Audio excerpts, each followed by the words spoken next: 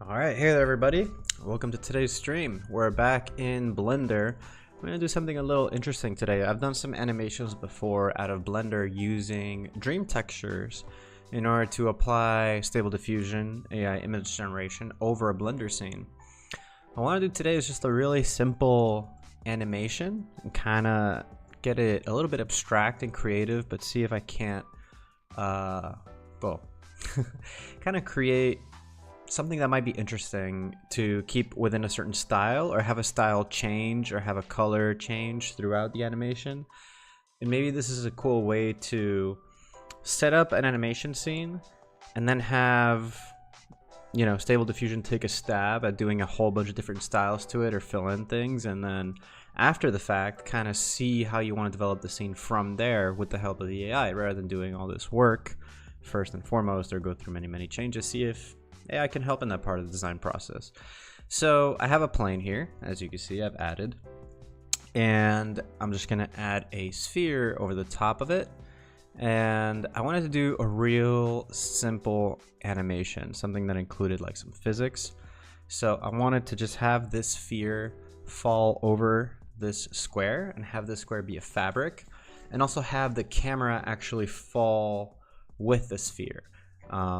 So maybe in order to get that sensation that this thing is falling in space, we do kind of need maybe some particles or some sort of background element that is kind of moving, or like, you know, I mean, also if this is going to be a fabric and there's going to be, you know, sort of wind flopping around the fabric as it's getting pushed down by the sphere, maybe that's enough to create motion. So at least we'll just start with that. So first thing we want to do in order to have this be a successful fabric cloth simulation, we want to do some subdivisions to the surface. So I'll do add a modifier, subdivide, simple, and we'll do, I don't know, 5, and then Control A to apply that. That's pretty good to start out with, so we'll try that out. Next, I want to go over here into my physics properties, which is right here, and I'll hit cloth to make this a cloth. We have quality steps, we have vertex mass. I might need to modify the stiffness a little bit, or the damping, maybe the pressure, but for now I'll leave it default. Hopefully that gets us good enough going if I just get this sphere, and within the same physics tab, we'll go over to rigid body. Pretty sure that's what I wanted. Rigid body, yep. We'll set it to active. Mass, kilogram is fine. Convex hull for the shape is also fine, since it is just a sphere. Okay, so we see there the cloth starts dropping, and so does the sphere. And the sphere just punches right through it, right? That's because I need to select the fabric and also give it a collision property. There we go. And we'll do the same thing for the sphere. I'm not sure if the sphere needs it, but I think it might. Let's try that out now. Okay, still cutting right through it. So we'll set the sphere to, rather than convex hull, let's just set it to sphere. This is more specific to the shape that it has. Collision, soft body and cloth, thickness, friction, single-handed. This should just be working out. There we go. That worked it out. So yeah, it kind of made it go crazy and like totally punched through it. So what I'm gonna do is I'm gonna make the sphere not as heavy, actually much lighter. And I think I'd also have to do, well, I'd have to add self collisions for the cloth, although that might have it go a little bit crazy or take a long time to simulate. But hopefully not so bad. Before I go any further with this, I do want to save my file. We're already in August. Can you believe it? I can't. Ball and cloth. Oh, excuse me. Ball and cloth. All right. And I'm gonna take a quick moment here to open up my chat. Make sure I got that open. Hey there, EM. Thanks for the wave. Always appreciate you having. Always appreciate having you here. Alrighty. So let's get that camera to track on that sphere. So we'll go to add a camera. And this camera should move on the x-axis over here. I'll go to the object properties and fix all these rotational values so we're looking straight ahead. And I actually, if I look through the camera right now, we have a landscape situation going on. I do need to move it up to kind of center with the sphere. I want to shoot this vertically. Let's just like format this for social media, let's say, or at least like square. Yeah, we can do square. Actually, I'm required to do square for the AI to work, so we'll keep it there. And next, if I select the camera and then I select the sphere and hit Control P to parent, I can just parent the object. And if I play through the animation now, the camera follows the sphere. Great. All right, so also we have the cloth wrapping away from the sphere. I am hoping, nope, I was hoping the cloth is just wrapping off around the sphere, but what's actually happening is the sphere is breaking through the cloth. I don't want to have to add any more subdivisions to the cloth, so maybe if I make the cloth, well, making it large, I don't think will solve for it, but I'll select the sphere, go to its physics properties, and rather than use a sphere shape, I'm just gonna keep it to the mesh shape. So hopefully that should also just pick up on the definition that that sphere has. So that oh, just kidding, that made it worse. Interestingly enough. Maybe final?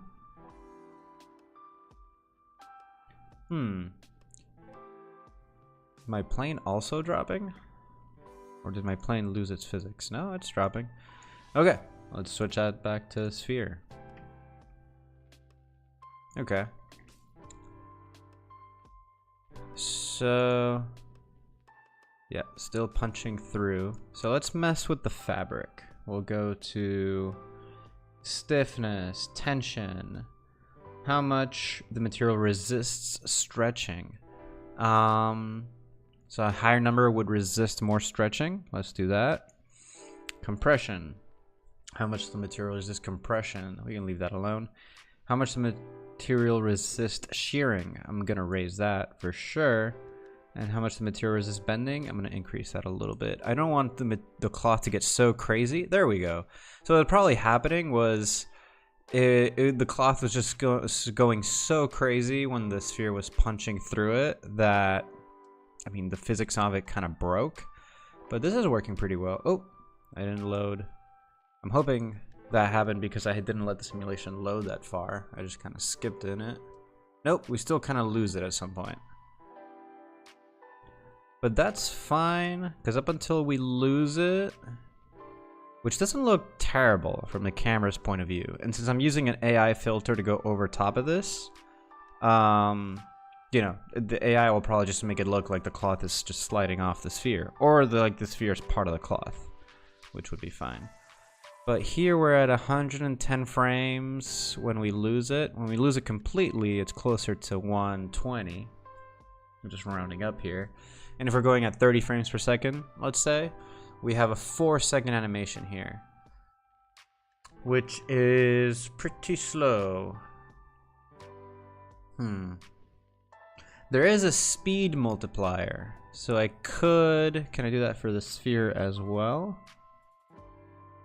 No, I can for some reason do it to cloth settings, but I can't do it to the sphere. That's all right.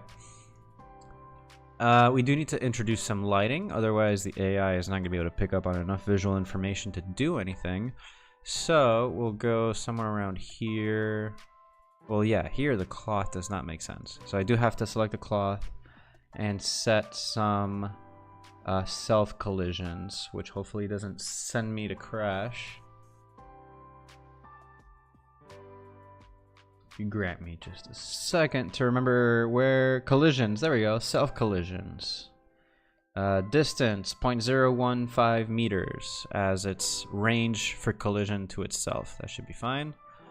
Perfect. You see that? Before, when this happened, we had the fabric edges kind of cutting through each other, and now they actually bump into each other and return to their normal shape. So that's way more realistic, although now the cloth is way too stiff, right? Like it's not like fluttering a little bit like it should with wind. So let's take down some of that stiffness or that tension. There we go. We'll bring it back closer to the default, or a little bit under maybe even. And let's see that now. Okay, still not much fluttering. Maybe resist bending. We take that number down. Amount of damping in the stretching behavior. I don't want to tweak that and just break my animation. You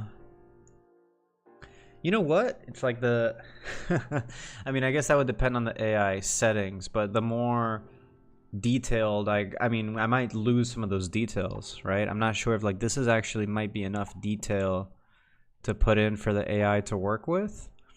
If I try to create any more like photorealism or like real physics, I wonder if the AI is just gonna work against me on that and actually hide some of that.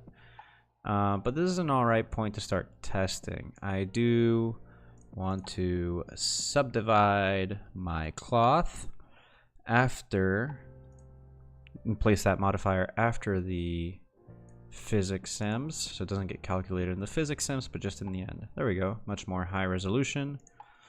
I kind of want to add that flutter though, like more of a, maybe if I just make it, I don't want to break my physics settings because I don't know too much what I'm doing here. Maybe the shearing setting, we bring that down to 5. Let's just bring down all these.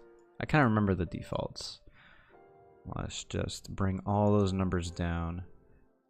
Ah, see, yeah, we lose it. There's one of these settings that I gotta keep. Maybe shear. One of these is helping me keep this on it. Yep, it is the shear setting. So maybe we turn down everything else. Hopefully that doesn't break my sim.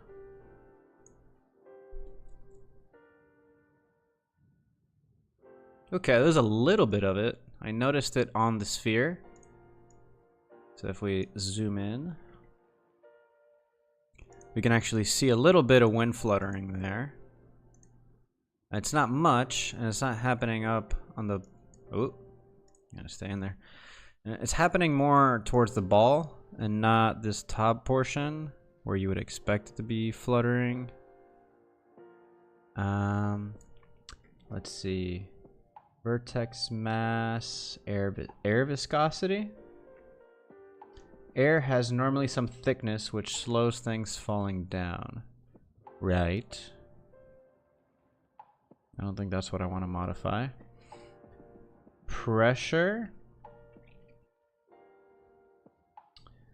Object collisions. You know, maybe increasing the distance for the object collision will make it so that we don't lose the cloth on the sphere. Okay, that was pretty good. Yeah, so that helped. It's now a little bit too big because the sphere is deceivingly big now in there. It's not actually that big. It kind of has quite a bit of offset there, as you could see, right? That's the distance there that we set for the collision.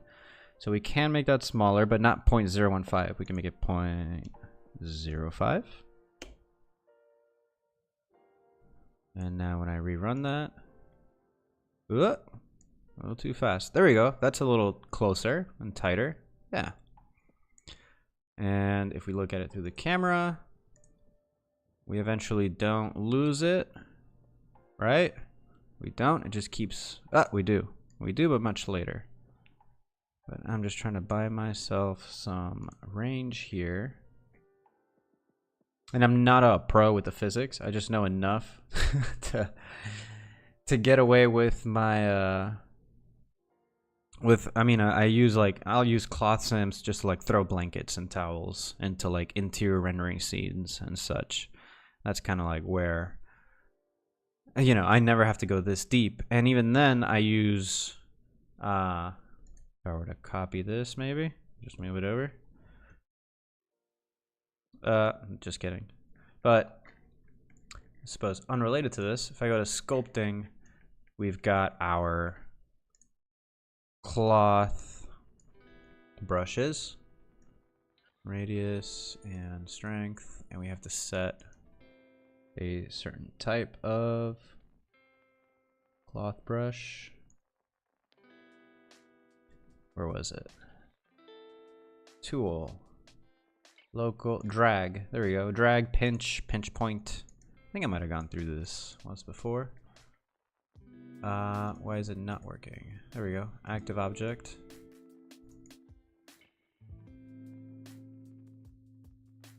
Maybe because it has the physics properties. Let's get rid of those.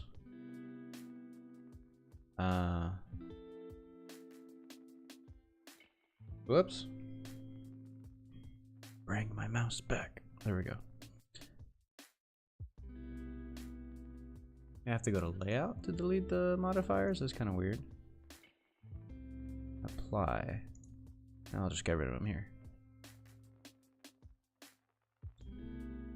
Sculpting. Oh, yeah, I did do those changes, but the physics didn't let us do it. So yeah, anyway, if you want to do cloths for stills, you know, you can do an animation or like just have it drop on an object and then you can continue to add details with the cloth brush. It's super neat. Anywho, we'll go back to here and delete that new one. And that's kind of weird. Go back to our camera view. All right, for something that I want to do that's just kind of simple, like I'm gonna stick with that. We do need a light, so this is where we start setting up a render. Let's have it like somewhere around that point right there. And we'll set to rendered. And that's all we got because we got no lights in the scene. So ideally, I'd like to keep this dark, but I probably want the light to move along with this as well. Or perhaps, ooh, yeah, it'd be cooler is if the light is the sphere itself. And then we can give some translucency to the cloth. That could be interesting. So let's give this some emission. There we go, some more strength. All right, so there we lose it. Let's have this be, let's just grab something from Blender Kit. We'll search for, is there like a dichromatic thing that's like translucent? No, dichromatic. Is that what I wanted to do? Maybe just searching chrome. I want like something that'll diffuse light and be also sort of transparent-ish. Top coating layer for CDs. Okay, cool, very specific. Reflective metallic layer for CDs as well. Yeah, I bet that could be tricky to get CDs textured. Bug insect screen, not quite. Mesh grid holes. Sci-fi panel.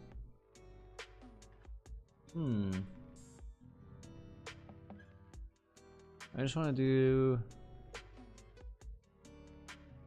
something slightly translucent. I guess let's just search for a cloth or a fabric. Maybe there's some cool fabric that reflects light or something, or transmits light. Nope.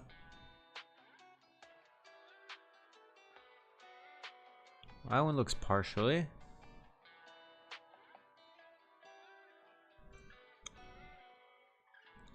You know what? I'm just gonna search for like I don't know, just search the word translucent. Okay, translucent plastic that's got some sort of noise to it. Translucent plastic camo. I don't want the camo. Realistic glass. That looks like it's refracting light in an interesting way. Gradient particles. All interesting choices. Volume nebula, frosty glass, basing glass. Yeah, let's give it... Oh, soap bubble. That's cool. That's closest to what I was kind of looking for. Although... Oh, it went all the way back up because of the material application, I guess. Let's see what that looks like. Alright. So we're getting some weird effects here. We are seeing some of the subdivision, which is a bit unfortunate, but I can raise that for the actual render. Something we want to add in here is perhaps some volumetrics. So along with all of this, as I always do, and as you might have seen if you saw yesterday's stream, I add another sphere. Make it larger than the camera, or the camera's position. So it kind of eats it as I describe it. So we can see through. And then we open our shader editor. We do new. We delete our principled. We add a volume. Scatter. And we do 0.1. There we go. So we got our nice ambient glow on this. Maybe the sphere's too bright. Let's see. If we go to our timeline, play through our animation. Yeah, I think our sphere might be too light, too bright. So let's tone it down. That's just fine. Okay. And then it punches through, takes it with it. And the cloth right now is too transparent. I don't want it to be that transparent. So let's go to the shader editor again. And we have a whole group here with a whole bunch of colors, scale, distortion, detail. There's no value here to modify the translucency. Let's go into that group and reverse engineer this material by Dr. Hacker. So, principled, alpha, interesting. Okay, that's not, I guess that's one way to make it translucent. And then there's an alpha add value here to a, where's this tracking back to? Let's create some space here. So our translucency is coming from, from actually reading the IR, so the light that it's supposed to be receiving, it's actually just pushing it right on through. So if I mess with this math, I should end up with a different level of translucency. There we go. So the multiplier is nice. If you're, let's see, so you can really catch these details I'm seeing here. So if I make this number smaller, it fades into the edges, those colors. If I make the numbers larger, we see the colors kind of start bleeding in more towards the center, which is pretty neat. I'm all for more color. And then I imagine the add value is making it so it goes fully transparent. Yep. So yeah, we'll just increase this value by just a little bit. And we want to increase that subdivision too for the rendering. We'll increase it to 4 steps, but I'm going to keep it to 3 in the viewport. So these tiles that we see here for the cloth, they show up right now, but they should be a lot smoother for the final rendering. All right. So that's as far as I really wanted to take the animation. And it's like, again, any more visual data that I add is just going to get taken over by the AI anyway. So we've got a glow going on, we've got the sphere, and we've got the cloth. And the cloth should read on 2 levels, so I'll show you why. So we have it like this right now, and if I go over to the render settings, let's set up the AI portion. We'll go down to Dream Textures, go to Stable Diffusion, we pick a model. So I'm going to do Realistic Vision 2.0, sure. Noise strength, so this is how much it creates more noisy the image. It says right here, a higher value gives more creative results. So we're gonna actually lower that, 0.33, that's fine, like a 30%. Pass inputs, so this one only uses color. So I actually shouldn't use realistic vision because it'll only use color. I want to also use depth, which will kind of read the 3D objects according to the camera and use that as well for the AI. So it stays more true to the way I actually have in the scene, but let's give this a shot first and then we'll try it out. So subject, this is where you have to come up with a prompt. If any viewers watching right now want to leave in a comment for a sample prompt, I did not anticipate this part even though I knew it was coming. I never do. But we could do, let's see. I mean, I could also just stick to what I have been doing, which could be like a abstract. No, let's not throw in the word abstract. Marble. Marble could be in the material. Well, I guess let's do like the marble sphere. In Spanish, it's canica. We have like a specific word for a round marble that you would like play with, but if I put marble, I fear it's gonna think like a marble material. But let's do, I guess, marble sphere wrapped in psychedelic cloth. I don't know. Falling in city. Falling, comma, city and background. Let's give that a shot. Let's see what we get. I could do a negative prompt, but we'll do that once we see the results. For the advanced settings, I'm just gonna switch the scheduler to KDPM discrete and leave everything else default for now. All right. Dream textures. I don't think we can have a denoiser on, but it's not on anyway. Oh, it is. For our AI to kick in. Okay. Too many light samples. Yeah, it's gonna take a while. We don't need it to take that long. We got 4,000 samples. 900 is extra already. So let's try that out.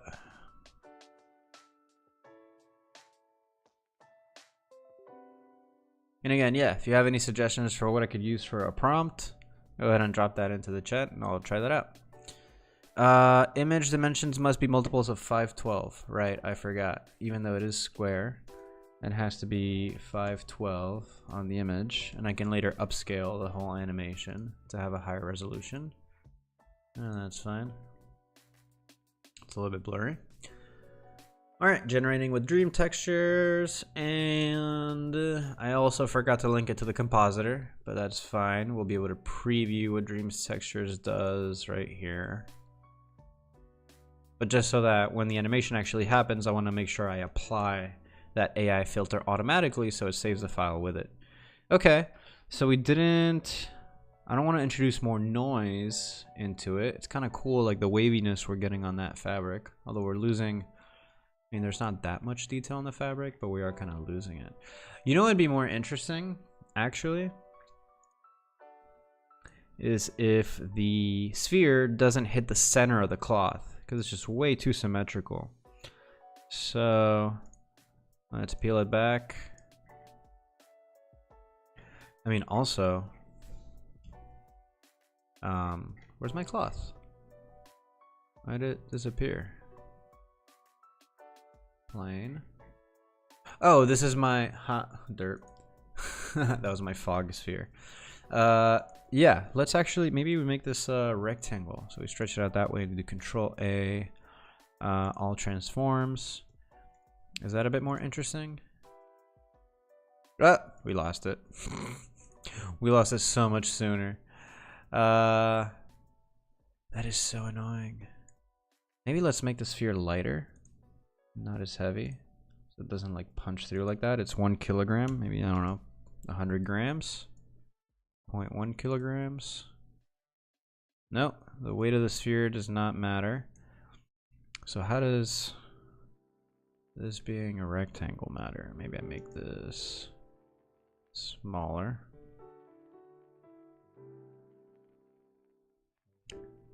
Yeah, maybe it just had to be smaller.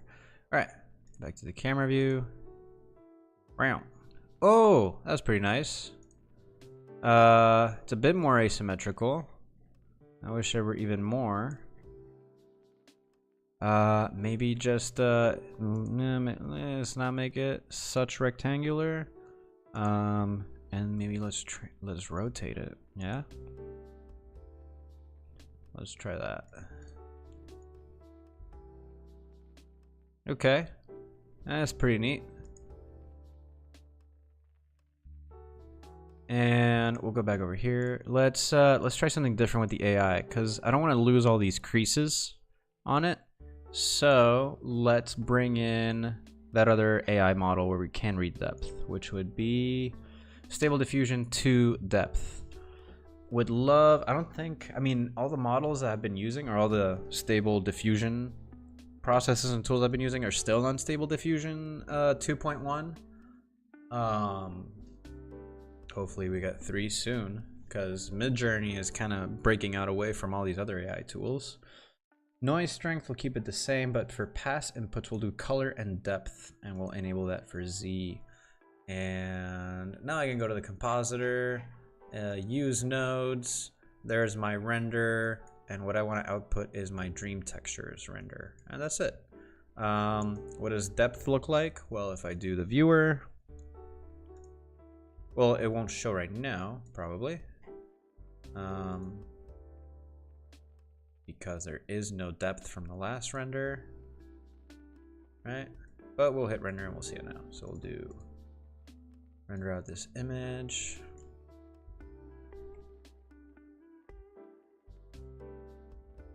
Okay, that was quick.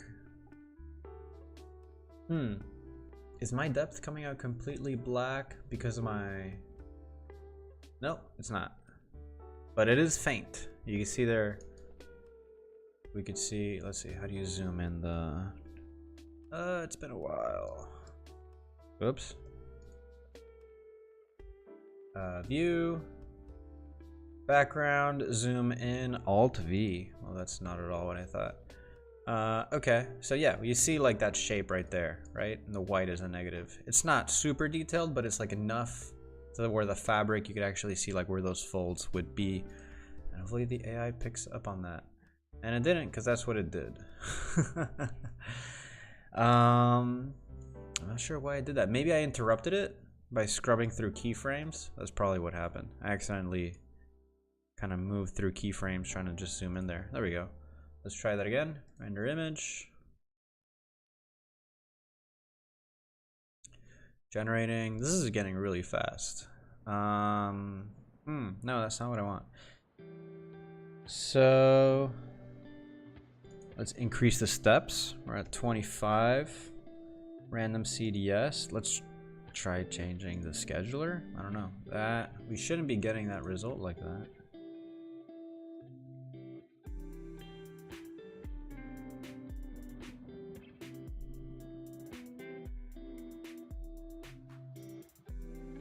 Okay, that's pretty interesting. So what if I ask it not to read color and just read depth?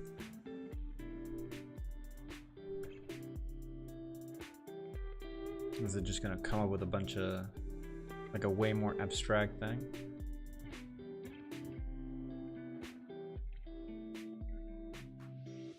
Whoa, okay, yeah, took a lot of liberty there. So that's kind of, I mean, that's not specifically what I'm looking for, but it is just taking the initial subject that I've thrown in there and then coming up with a background for it. So let's try not doing a random seed now, and let's just do a single image.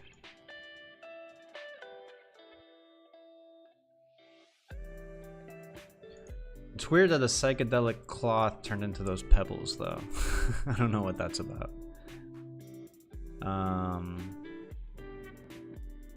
Okay. Super weird. Maybe I just take out the sphere. So I say just cloth, psychedelic cloth falling. And the sphere is already there. Like it's already part of the shape. So maybe I don't need to specify that.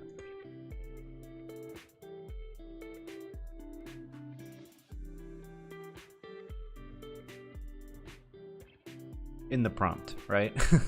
It's being specified visually, but not with the prompt. Okay. Nope.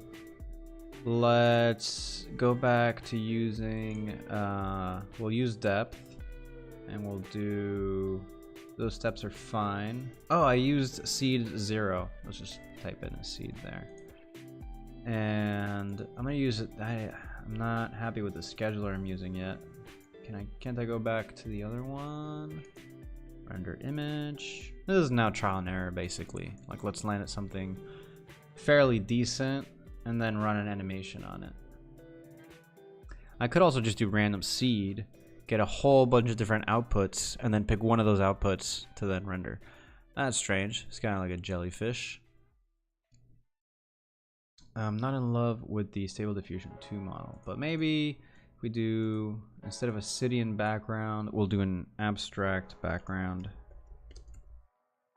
Or a black background. We'll just keep it to a black background. And have it change the subject. Psychedelic cloth.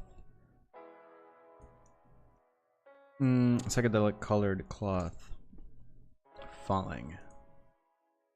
And for negative, we'll do like low detail. Render, like drawing, sketch, line. I'm gonna add the words to the top. Hyperreal. I don't know if hyperreal or photoreal has any difference, but I'll throw them both in there. I'll do film, cinematic.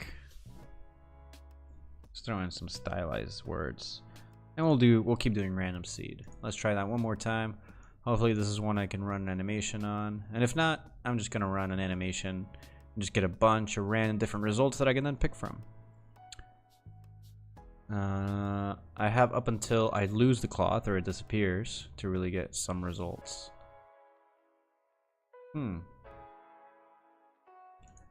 Maybe let's just make this cloth normal colored. Or not so trippy. I mean, I'd like to keep the trippiness. Maybe let's just not make it transparent. Yeah, let's just like hide that ball, but then we lose light, so I have to reintroduce a light. So we'll do that. I think that's what I gotta do here to kind of work with the AI. So, I mean, I could keep this with the light. It's fine. But I'm gonna select this, go to shader editor, and let's see. There we go. The add, turn that on. There we go. Maybe like, yeah, maybe the sphere should like just ever so faintly visible inside. And so I need to go back to the timeline. Go back to the beginning. I need some sort of light in the scene. I need it to move with the objects just so it's consistent. So we'll do light, area light, move it down, rotate it 180, and increase the power. Is that way too much light? No. Increase the size. Oh, it's only like, am I only seeing a reflection on it? Yeah, I am. So if I parent this to the sphere as well, what happens when I move down? Oh, I gotta play through it, right? Yeah, we're only getting like reflections. This soap bubble texture doesn't really catch light like that. So you know what? Screw it. We're just gonna go for a fabric. Getting a little too crazy. Did not work out. Some fabric that could show like quite a bit of detail on it. Nothing with all these lines or distracting stuff. But maybe.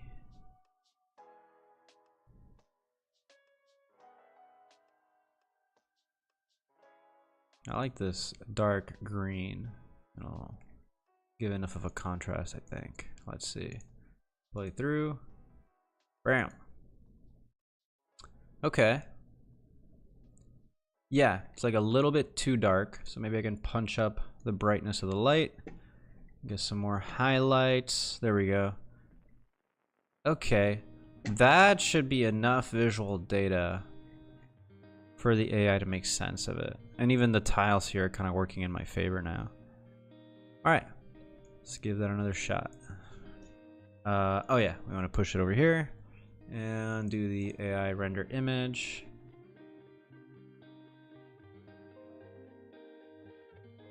You know, I remember the stable diffusion thing working a lot better than it is right now. I gotta say that. Maybe there's a new version of Dream Textures I should be looking into.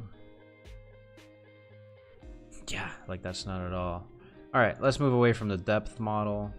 I don't know. Let's do realistic vision. We'll forget about depth, and we'll do color. Or let's give it one more chance. We'll do color and depth on the depth model, since now color is on our side. I forgot I wasn't doing that.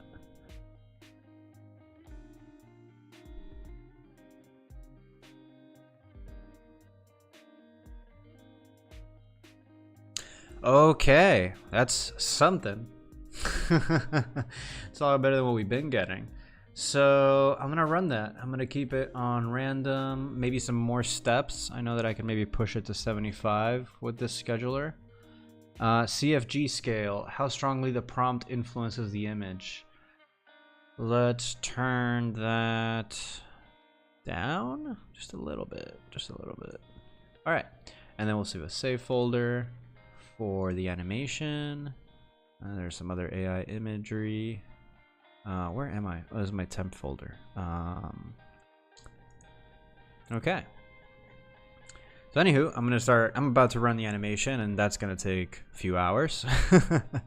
So a few hours? Maybe not. We'll see how fast it starts picking up. But this is the point in the stream when I'm about to have the computer just do all the work, and I take on any questions or comments in the chat. So if you'd like to do that now, type in anything, or even if you just want to say hi or a reflection, something you find cool, or something you'd like to see in a future stream, let me know now. Create a new folder for our frames. Blender always does this. I create a new folder and just goes somewhere unexpected. Rename.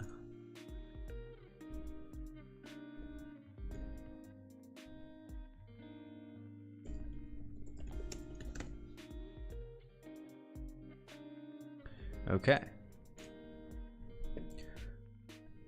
RGBA, file format PNG will be fine. Okay, so each image is going to vary drastically from the next, and that could be cool to do with like a morph transition. So if you see like, I mean, there's like these trends on social media of people doing like an animation where, or like they'll have a still photo and then they'll use AI to kind of change out the background, or there'll be a video playing and like some part of the image is still, like the part in focus is still, and the other parts are like changing really quickly, like going through frames very quickly. So that's one way to do it if you're able to keep it within a style, or you're able to keep something consistent that people are looking at. And then there's also the sort of morphing, right? Where you take one image and then it morphs, blends out into another image. So that image looked way wrong. This is what I mean. Like, I'm sure I'm missing a new version of Dream Textures, because we get all that crazy noisy image. I mean, hopefully that's not what's saved, but I want to investigate.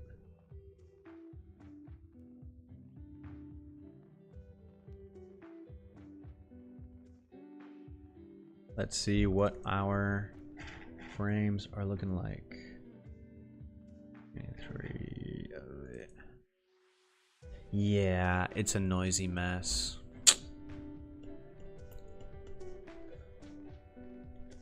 Yeah, it's a shame. So we gotta stop this, obviously. I wonder if, I mean, I don't think it's getting cut short, the rendering, because this happened earlier as well. So let's go back to our render settings and try to fix for this. Last time I changed the scheduler. Is there another one I like? Which one am I using? Oh, KDPM. We'll do just Euler. I don't like that one as much. Damn it. Let's see what we got here.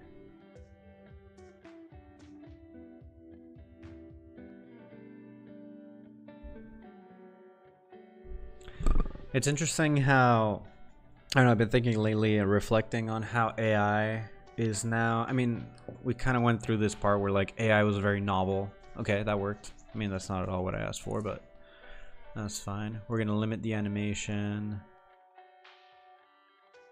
That's fine. I'll run it from the beginning. But yeah, how kind of AI was this novel thing, and if you knew how to set it up or use it or whatever, it was very, very interesting and cool. Then skip a year and a half later, everyone's posting their tips and their guides and their everything to using AI. And all these other emerging tools come up that use a similar technology. And now it's just like either part of your tool set, and you're using it pretty much every day or often or in certain situations when you work, or people haven't gotten into it yet. And I don't know, I think at one point it was just social media was just so saturated with everyone's guides and inputs and prompts and whatever for ChatGPT and whatnot. And I gotta say, like, just yeah, like all that stuff is helpful. It's fantastic, really. But you know, nothing beats just kind of using it and putting it into practice yourself. If you're just like, one day I want to do this, and you look up a guide on how to do it in ChatGPT and you do it, and that's your first time using it in weeks, you know, it's probably not going to be as great as if you have a practice of using it, like any other tool or skill. I was also thinking that, I mean, here's the rant, right? As we're trying to get a render out. But I was thinking that in terms of, like writing, right? So writing or images, I mean, I guess either writing or images, but it's not so much that like you have to hide AI. I don't know. I think at one point I was thinking like the whole purpose or using AI well means people can't tell you used AI for it, or like that you actually used AI. And that had me like, well, is that true? Really? Because like, does it matter if you used AI or not? Like, and it's like, oh, that's an amazing photograph, but oh, probably used Photoshop, right? Like, doesn't matter. Like, the whole point is like it's an image that you liked. So the whole point is like if you got some information or some type of content or some type of experience that was valuable or meaningful, so it's like, does it matter if like, does knowing that AI was involved in the process diminish the meaning or diminish that experience that you had from that? Like, does it matter more if it was purely a person or if a person refined it, you know? Like, if comparing it to like Photoshop as a tool, or comparing it to 3D tools versus like doing a photograph, you know, or whatever, using a writing aid, which I'll just end on a very geeky point, which is this thing that we all call AI. We're like, we're implementing AI in our business, we're using AI tools. Like, the majority of what we're calling AI isn't AI at all. It's machine learning. And I won't bore you with the lecture today, but similar to when, you know, everyone's like, search is a new thing. Everything has to include search. You have to be able to search your email, search your text messages, search the photos on your phone.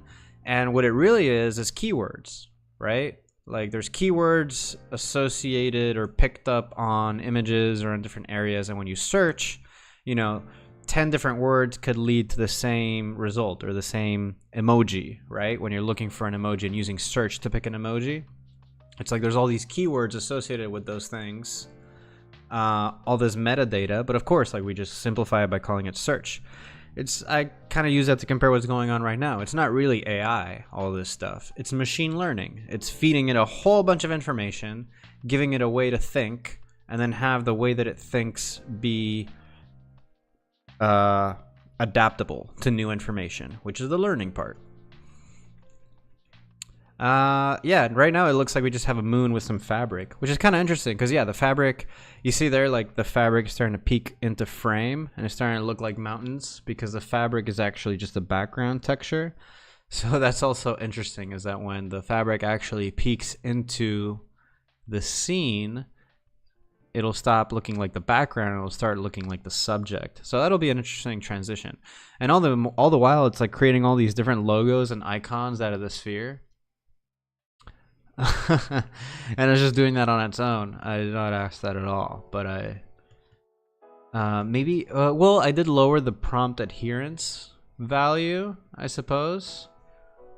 Let's experiment with that before I log off. Let's cancel out that animation and let's increase that number beyond where it was and see if we get something much more literal.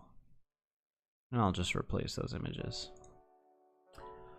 But yeah, I mean, all these results, I'll probably end up posting this animation to social media or as a short here on YouTube. So you'll get to see that result. I want to make a better routine out of having some sort of output out of my streams that I then post the next day. But if you stayed and watched the stream, I see you out there. I appreciate you being in here, even though not very chatty today. But I'll leave you out till next week. I'll be posting up some updates on what the streams will be like coming up.